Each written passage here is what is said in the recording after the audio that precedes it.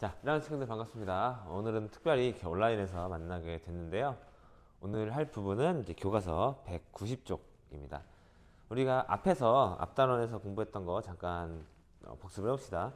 이제 새로운 단원에 들어와서는 우리가 정치 과정 그리고 정치 주체라는 걸 공부하면서 여러분들이나 우리가 일상생활에서 겪는 어떤 불편함들이 어떤 과정을 통해서 정책으로 바뀌고 그 정책에 압력을 넣는 정책이 만들어지는데 그 기여한 여러 다양한 정치 주체들을 알아봤어요. 그래서 정치 과정은 크게 여러분들 보는 것처럼 다양한 집단에서 이익이 표출이 되면 이런 거 불편해요, 이런 거 해주세요 라고 이익이 표출이 되면 그 다음에 그런 것들을 이익을 집약, 모으는 거죠. 모으는 역할을 하는 사람들을 우리가 정당이나 언론이라고 한다고 했습니다.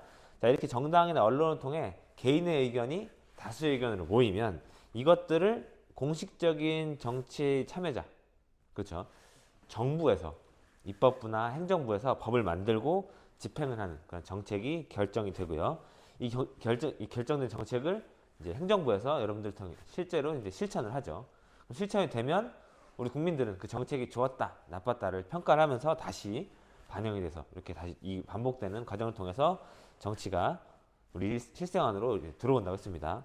이런 과정에 참여하는 정치 주체들 가장 기본적으로 공식적인 참여자로 국가기관이 있었죠.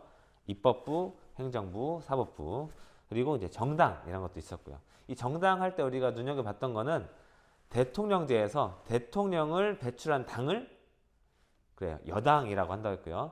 대통령이 아닌 나머지 당들을 야당이라고 한다고 했습니다. 여기서 여당, 야당은 그냥 대통령을 배출했냐 안 했냐지 다수인당이냐 아니냐의 의미가 아니라고 했습니다. 자, 그래서 대통령을 배출한 당이 비록 소수라고 하더라도 대통령을 배출했다면 여당이라고 한다고 했습니다. 그렇죠?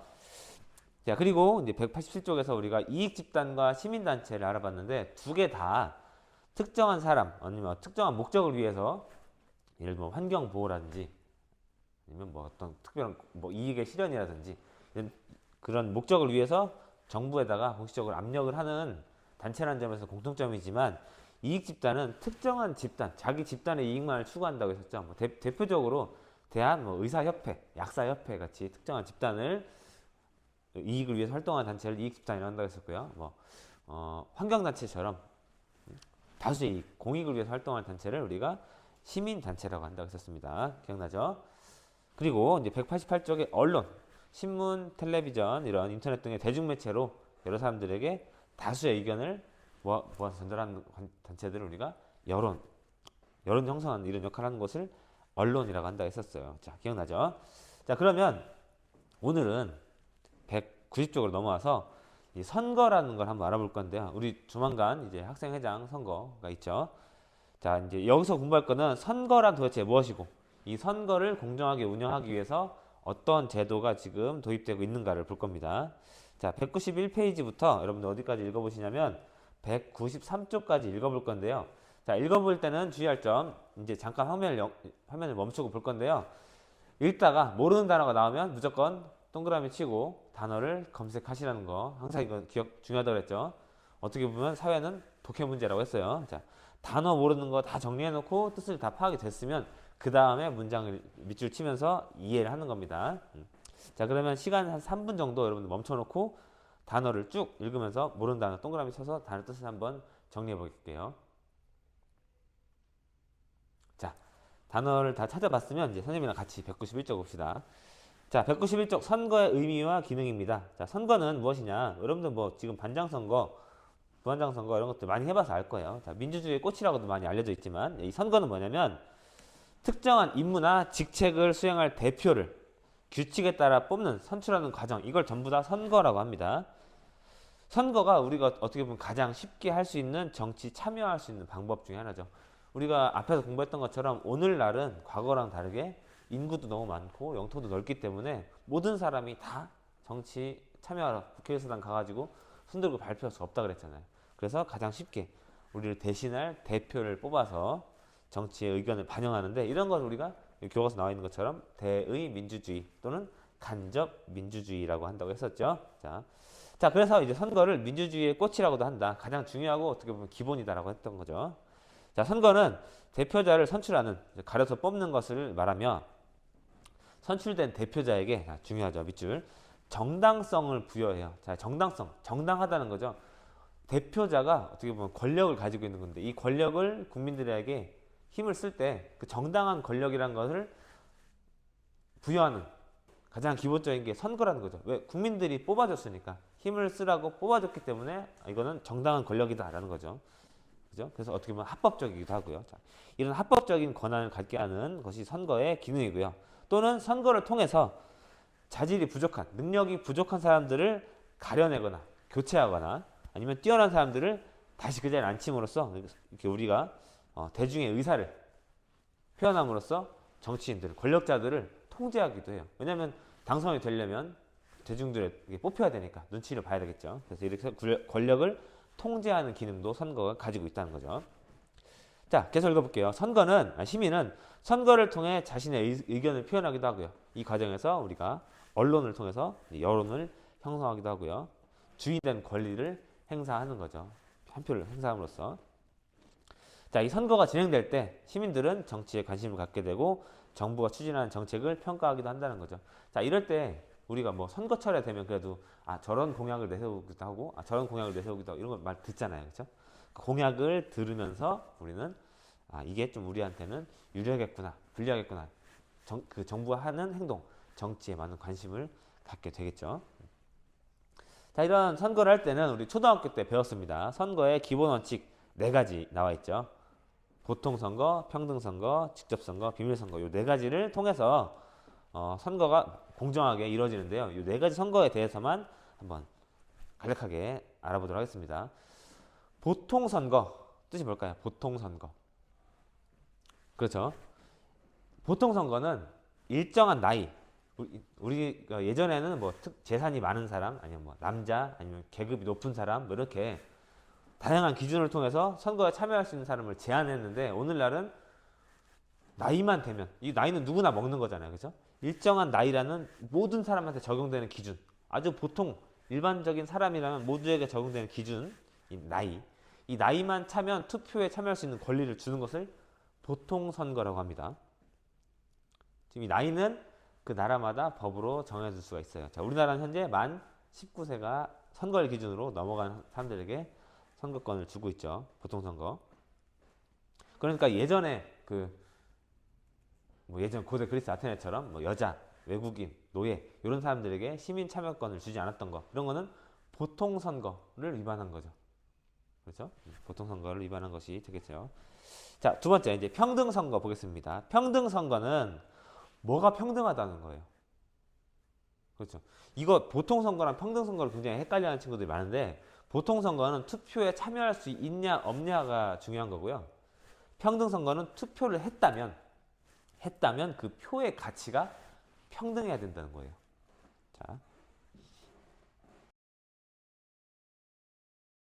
자, 예를 들면 유권자, 표를 가지고 있는 사람들이 한 표를 행사할 때 또는 2표를 행사할 수도 있고 3표를 행사할 수도 있겠죠. 이 행사하는 표가 모두가 가치가 같아야 된다는 건데 자, 예를 들면 이런 거 이렇게 봅시다. 우리가 요즘에 이제 그 국회의원 선거할 때는 선거철엔 꼭 2장을 투표를 하는데요. 그 특정한 사람을 뽑는 게 있어요. 예를 들면 여기 우리 아산이니까 아산시 아산시를 대표할 한 명의 의원을 뽑을 수가 있겠죠. 그렇죠?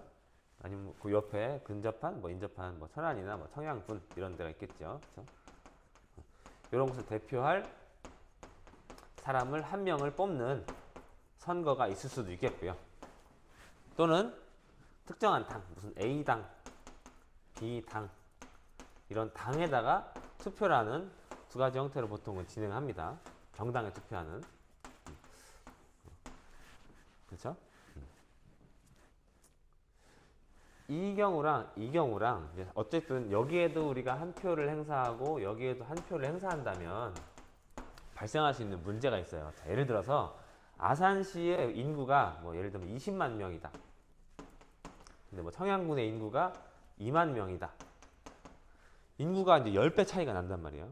그렇죠? 아산시장이랑 청양군수를 뽑을 때 10배 차이가 나는데 똑같이 이 아산 시민과 청양 군민이 한 표씩을 행사를 해요. 그러면 누구의 표의 가치가 훨씬 더 클까요?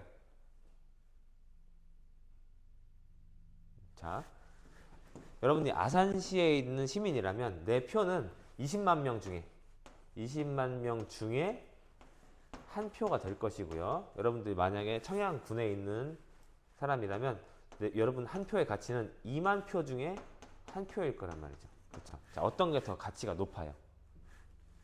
숫자가 너무 커요?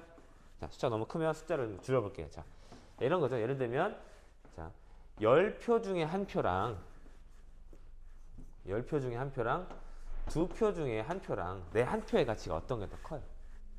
여기 더 크겠죠. 그렇죠? 자, 그렇다면 똑같이 한 표씩 투표를 행사했는데 인구가 적은 곳에 있는 사람의 한 표는 인구가 많은 곳에 있는 사람의 한 표보다 훨씬 더 가치가 커요. 그렇다면 이제 여러분들의 아산 시장, 이런 시장님이 그럴 리는 없겠지만 여기 20만 명 중에 한 명은 되게 우습죠. 뭐 저 한 표 정도 없어도 당선되는데 크게 문제가 없을 수도 있어요. 근데 여기 2표 중에 한 표면 굉장히 큰 표잖아요. 그렇죠? 그래서 이런 경우에 인구가 적은 쪽의 표가 훨씬 더 높게 반영되는 문제가 나타나겠죠. 그렇다면 이 한 표는 평등하지 않아요. 그렇죠? 이 표가 훨씬 더 가치가 없고 가치가 있는 거니까. 이렇게 이게 바로 이제 평등 선거예요. 표의 가치를 동등하게 하려고 하는 것들. 그죠? 여기는 이제 비례대표라는 것도 있는데 여기는 이제 나중에 심화해서 한번 다루기로 하고요. 이 평등 선거라는 것은 표의 가치를 똑같이 만들어 준다는 거죠. 자, 세 번째 이제 직접 선거 한번 봅시다. 직접 선거는 유권자가 표의 권한을 가진 사람이 다른 사람을 거치지 않고 직접 가서 찍어야 된다는 얘기예요. 뭐 당연한 거 아닌가요? 이렇게 생각할 수도 있겠는데요. 자, 뭐 예를 들어서 이런 경우가 있겠죠. 그날 투표에 참여할 수가 없어서 아니면 멀리 해외에 있어서 투표를 이제 본인이 직접 할 수가 없었을 때 뭐 이렇게 투표 용지를 우편으로 보내고 그 우편을 찍어가지고 다시 보내가지고 선거에 참여할 수 있는 이런 방법들이 있겠죠. 그럴 경우에 내 대신 누군가 와가지고 몰래 찍어서 이걸 가서 보낼 수도 있잖아요. 그렇죠? 이런 것처럼 본인이 직접 찍어야 된다는 겁니다. 아니면 다른 사람한테 위임을 해줬으면 그 사람이 이 사람의 찍어주라고 한 대로 안 찍어줄 수도 있잖아요. 그렇죠? 이런 것들 직접 선거 원칙이었고요. 자, 마지막 네 번째 이제 비밀 선거는 유권자가 누구한테 찍었는지를 모르게 해야 된다는 거예요. 자, 그럼 예를 들면 옛날에 그런 경우 있었어요. 막 3명, 4명이 한 조를 이뤄가지고 들어가서 투표를 하게 하는 거죠. 그러면 내가 뭐 A라는 당의 후보를 좋아하는데 옆에 있는 사람들이 다 B를 찍었어요. 그러면 나중에 눈치 보일 거 아니에요. 그렇죠? 쟤 A 찍었는데, 그죠? 이렇게 하면서 서로 확인하지 못하게 하는 거죠. 이런 부정선거들이 예전에 많이 있었다는 거죠. 그렇죠? 자, 이런 4가지 선거 원칙을 통해 우리는 공정한 선거를 치르기 위해서 노력하고 있다는 것입니다. 밑에 있는 그 활동, 선거의 기본 원칙 알아보기 이제 1, 2, 3, 4번 어떤 것이 관계가 되는지 여러분 한번 체크를 잠깐 해보도록 할게요. 1분 정도 고민해 보십시오. 자, 그러면 답을 한번 확인해 보겠습니다. 선거 원칙 1번과 관련된 거는 그래 누구나 할 수 있다. 선거에 참여할 수 있냐 없냐이기 때문에 보통 선거랑 관련이 있죠. 자, 2번 아무도 모르게 아무도 모르게 자, 비밀 선거 되겠고요. 그럼 3, 4번 같은 경우 말풍선을 선거의 기본 원칙에 맞도록 고쳐보자. 자, 나는 부자니까 2표. 자, 이거 어떻게 고치면 좋을까요? 그렇죠? 모든 사람이 한 표씩.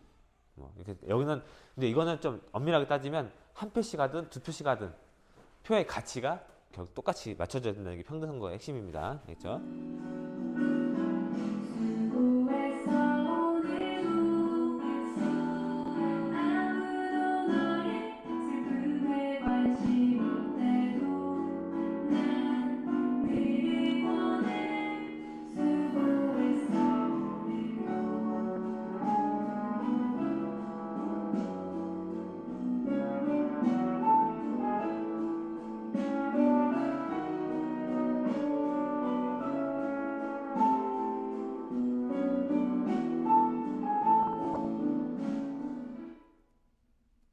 네, 계속해서 가보도록 하겠습니다. 자, 일이 바쁘니 대신 투표해주세요. 자, 아무리 바빠도 그렇죠, 직접 투표해야 되는 거죠. 자, 직접 선거의 원칙입니다.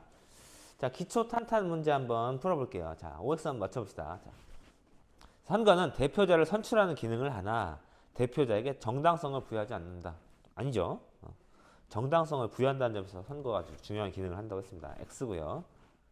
다음, 공정한 선거를 치르기 위해서는 선거의 기본 원칙인 보통, 비밀, 평등, 직접 선거가 보장되어야 한다. 그렇죠. 맞죠? 네 가지. 각각의 의미를 잘 알아두라고 했어요. 자, 그리고 세 번째. 보통 선거는 유권자가 행사하는 투표권의 개수의 개수와 가치가 같아야 된다는 것. 아니죠. 그죠? 이거는 평등 선거라고 했습니다. 자, 마지막. 비밀 선거는 유권자가 대리인을 거치지 않고 직접 투표해야 된다는 것. 아니죠. 직접 선거죠. 자, 이렇게 191쪽 내용들을 점검을 해봤으면 다음 장 한번 넘겨볼게요. 다음 장. 공정한 선거를 위해 마련된 제도와 기관은 무엇이 있을까? 자, 지금 우리나라에서 공정한 선거를 하기 위해 마련된 제도. 선거 공영제라는 게 있네요. 선거 공영제.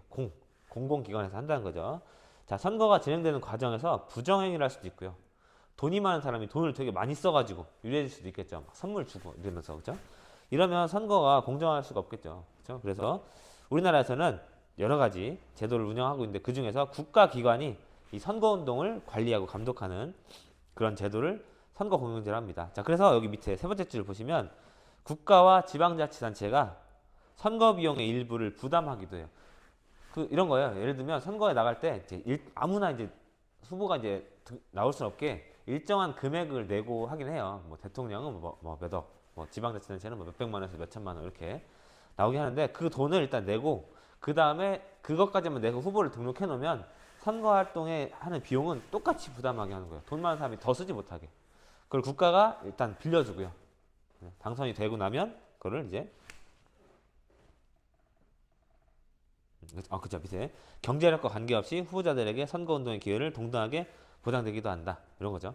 그럼 아까 선생님 뭐 후보가 등록되려면 얼마나 내야 된다고 했는데 그 돈은 어떻게 되나요? 뭐 이거 좀 심화된 내용들인데 일정한 득표율 이상을 하면 그 돈을 다시 돌려줍니다. 뭐 예를 들면 15% 이상이면 전액을 다 주고 뭐 10% 안에면 뭐 50% 정도만 돌려주고 이렇게. 자, 그러면 그 선거 공영제라는 것 통해서 선거 운동 이게 너무 과열화되고 뭐 돈 때문에 경쟁을 못하는 이런 상황을 막기 위해 국가가 관리한다는 선거 공영제도가 있고요. 선거구 법정주의라는 게 있는데요. 자, 선거구가 뭐냐면 거기 첫째 줄에 나와 있죠. 한 나라에서 대표를 여러 명 뽑을 때는 각 대표자를 뽑는 지역 단위. 그러니까 예를 들면 아까 여기 나온 것처럼 아산시에서 한 명, 뭐 청양군에서 한 명이라면 그 한 명을 뽑는 요 단위, 요걸 선거구라 그래요. 선거구. 그 선거구를 법으로 정해야 된다는 건데 뭐 당연한 거 아니에요? 이렇게 생각할 수도 있는데 선거구는 아까 여기 봐봐요. 인구가 여기는 10배잖아요. 10배인데 한 명 뽑고 2배, 뭐지? 10배가 되는데 한 명이고, 20만 명인데 한 명이고, 2만 명인데 한 명이면, 여기에서 10명을 뽑고, 여기에서 한 명을 뽑아야 이게 2만 명당 한 명 이렇게 맞잖아요. 그쵸? 그런 것처럼, 그러려면 여기서 만약 2명을 뽑아야 된다면, 여기를 아산시 전체에서 하는 게 아니라, 뭐 아산시 청양군 뭐 걸쳐있는 대로, 뭐 인구를 좀 나눠가지고, 아산시 인구를 이만큼 떼가지고, 여기 뭐 10만, 여기 10만, 이렇게 지역을 나눠서, 그쵸? 청양이 조금 가까운 쪽에 더 인구를 떼줘가지고, 10만 이렇게 지역을 나눠버리면 인구를 어떻게 보면 선거구가 조금 조정이 될 수가 있겠죠. 요거 나누는 걸 누가 하냐는 거예요. 그렇죠? 예를 들어서 선거구를 나누는데 뭐 이렇게 봅시다. 뭐 A, B, C, D 이렇게 있다고 할게요. 요 A, B, C, D라는 지역구에서 이 지역에서 두 명을 뽑는데 A, B, C는 김 씨를 좋아하고요. 그죠? A, B, C는 D는 이 씨를 좋아한다고 해볼게요. 그죠? 그러면 이럴 때 이 두 명 뽑을 때 뭐 A, B로 묶고 C, D로 묶고 이렇게 할 수도 있고요. A, C로 묶고 B, D로 묶고 이렇게 할 수도 있겠죠. 어쨌든 이 지역을 둘둘을 묶을 때 어떻게 묶느냐에 따라서 결과가 좀 달라질 수 있어요. 이렇게 해볼까? 다시 조금 더 해볼게. A, B, C, D, E, F 이렇게 해봅시다. D, E, F 이렇게 A, B, C는 김 씨를 좋아하고 D, E, F는 이 씨를 좋아한다면 요 중에서 두 명을 뽑을 때 이렇게 할 수도 있겠죠. A, B, C를 하나의 지역구로 묶고요. D, E, F를 하나의 지역구로 묶을 수도 있겠죠. 그럼 여기서는 당연히 누가 당선되겠어요? 그렇죠. 김 씨가 당선되겠고요. 여기서는 이 씨가 당선될 수밖에 없겠죠. 그런데 만약에 여기서 뭐 A, D, E 이렇게 하나를 묶어놨다. 그리고 B, C, F 이렇게 묶어놨다면 여기는 이 씨가 당선되겠고요. 여기는 김 씨가 당선되겠고요. 그죠? 아니면 뭐 어떻게 할 수도 있을까요? 또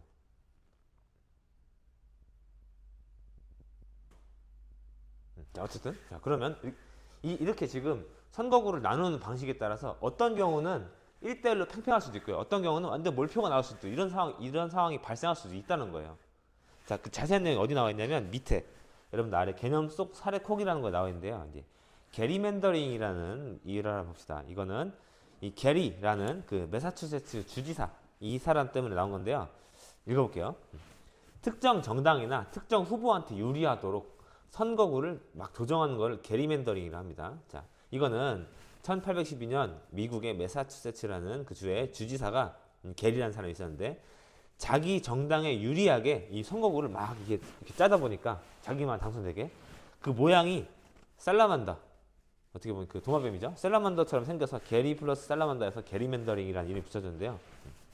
즉, 이 선거를 짜는 사람들이 어떤 방식으로 짜느냐에 따라서 특정한 정당에 유리하고 불리하고 이렇게 하는 장난을 칠 수가 있기 때문에 이거를 법으로 정해서 공평하게 이제 짤 수 있도록 인구의 비율이라든지 이런 것들을 반영하는 것이 이제 선거구 법정주의라고 하는 것입니다. 임의로 그때그때 조정하지 못하도록 뭐 인구를 기준으로만 나눈다 이렇게 그런 것들이 선거구 법정주의라는 제도가 있습니다. 자 그리고 이제 마지막입니다. 자 선거관리위원회라는 게 있는데요. 선거관리위원회는 선거와 투표를 공정하게 관리하고 뭐 나온 것처럼 뭐 정치 자금 이런 것들을 전부 다 선거가 이루어지는 모든 과정을 종합해서 관리하는 기관입니다. 자 선거관리위원회 중요한 거 두 번째 줄 보세요. 헌법이 보장한 기관이에요. 이거는. 헌법에 따라 아주 독립적인 지위가 보장되고 있고요. 이 사람들은 정치적인 중립이 지켜야 되기 때문에 정당을 가입하거나 하면 안 돼요. 여기 들어가려면 정당을 탈퇴해야 됩니다.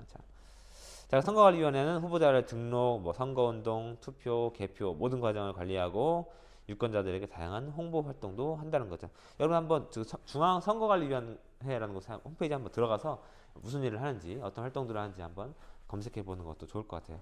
우리도 이제 조만간 이제 학생회장 선거가 얼마 안 남았는데요. 여러분 학생 중에서 선거관리위원들을 뽑아서 공정한 선거가 진행될 수 있도록 관리하고 감독하는 그런 역할들을 해볼 거예요. 자, 이렇게 해서 이제 193쪽까지 맞춰봤고요. 기초탄탄 OX 문제 하나 풀어보고 마무리하겠습니다. 자, 1번 문제. 자, 선거구 법정주의는 국가기관에서 선거운동을 관리하고 국가와 지방자치단체가 선거 비용의 일부를 분담하는 제도이다. 자, 선거구 법정주의 뭐라고 했어요? 법정주의는 선거구를 임의로 변경하는 그런 게리맨더링 같은 게 일어나지 않도록 만드는 그런 제도라고 했죠. 이걸 바르게 고치려면 그렇죠. 선거 공영제라고 하는 말이 맞겠죠. 자, 다음 문제. 자, 게리맨더링이란 특정 정당이나 후보에게 유리하도록 선거구를 임의로 조정하는 것이다. 그렇죠. 맞죠? 다음 문제. 자, 선거관리위원회 위원들은 중립을 위해 특정 정당에 가입하거나 정치에 관여할 수가 없다. 그렇죠. 당연한 얘기죠. 오. 자, 이렇게 해서 우리 이제 두 번째 단원까지 마무리를 했습니다. 자, 집에서 이제 이 영상으로 이제 강의를 듣는 게 좀 집중도 안 되고 어려울 수도 있겠는데요. 공부하다가 좀 어려운 내용들이나 이해가 안 가는 것들은 잘 질문을 이제 적어놨다가 선생님한테 쪽지를 보내거나 아니면 등교해서 이제 물어보면 이제 친절하게 안내하도록 하겠습니다. 빨리 이제 만나고 싶네요. 자, 건강한 모습으로 우리 다음 주 강의까지는 온라인으로 진행이 될 것 같습니다. 다음 주 이제 세 번째 단원 지방자치제도와 시민참여라는 거 요거에서 만나보도록 하겠습니다. 자, 그러면 우리는 다음 주까지 집에서 파이팅 하도록 합시다. 자.